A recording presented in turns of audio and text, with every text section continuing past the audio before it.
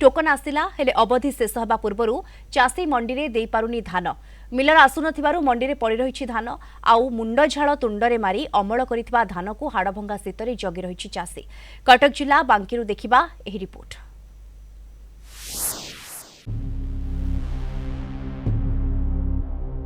मंडी रे पड़ी रही धान हाड़भंगा शीतरे खोला आकाश तले जगी रही चाषी।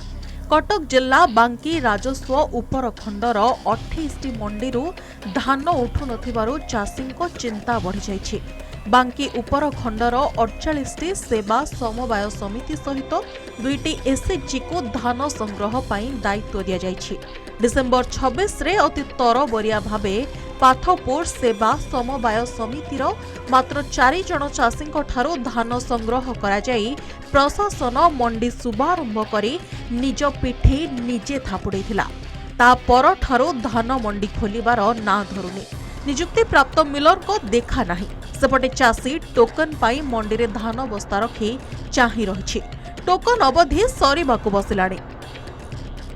धान बर्तमान 12 कबल करूँ बर्तमान बहुत दिन धान पड़ रही सरकार को आम एति प्रार्थना करुचु जे मिलर जिते शीघ्र कही मिलर मान धान उठाइक आम बंदोबस्त करूँ। लघुचाप कौन मत धान चाषी मान नष्ट हो आम सरकार पाखे प्रार्थना करुचु आम जिते शीघ्र पाइबे मिलर वालों को सोसाइटी को सेक्रेटरी कहीकि धान शीघ्र उठेवा व्यवस्था करूँ।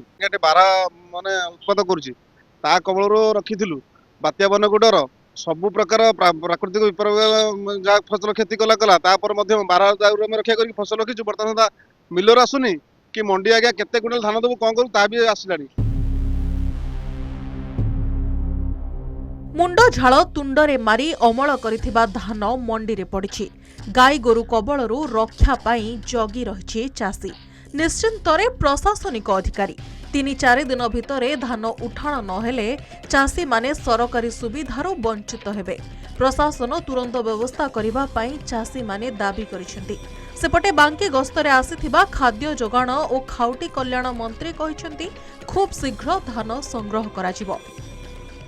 मोर पंजीकरण रे टोकन आसीची किंतु सेक्रेटरी एठिका सोसाइटी सेक्रेटरी कौनसी दायित्व नौनी कि काहाकू टोकन दबा कथा कहूनी कि धान उठौनी। तेणु मिलर बाबू को केमते आम अनुरोध करचु से माने केमते प्रबल मात्रा आमर धान उठिब आम चाषी मैंने उपकृत हबू नहले प्रत्येक चाषी मैंने मेल होई आम राजरास्ता को ओह्लैबाटा निश्चिंत हम। कटक जिला बांकी प्रखंड में 26 तारिख धान मंडी उद्घाटन होता किंतु मिलर समस्या जो जिला प्रशासन सहित ये मास आसवा डेरी होता ये भितर आमर काली डेट में मास आसी भावुँ दिन भर मंडी चलो माने खोली सबु जिले में मंडी खोली टोकन आसिला चाषी धान दब बोली चाही टोकन अवधि सरीबा को बसिलाणी तथापि आसुनी मिलर। तेणु चाषी जो भाव में धान मंडी में आज राति सारा उजागर रही मंडी में जगी रही धान को एवं चाषीर ये धान को शीघ्र मिलर किभली भाव उठेब चाषी धान को मिलर आसी यथाशीघ्र धान मंडी उठेवाई चाषी महल दाबी होची नचेत चाषी मैंने राजरास्तार बसवा बाध्य चेतावनी। कटक जिला बांकी पूर्णचंद्र साहू, कलिंग टीवी।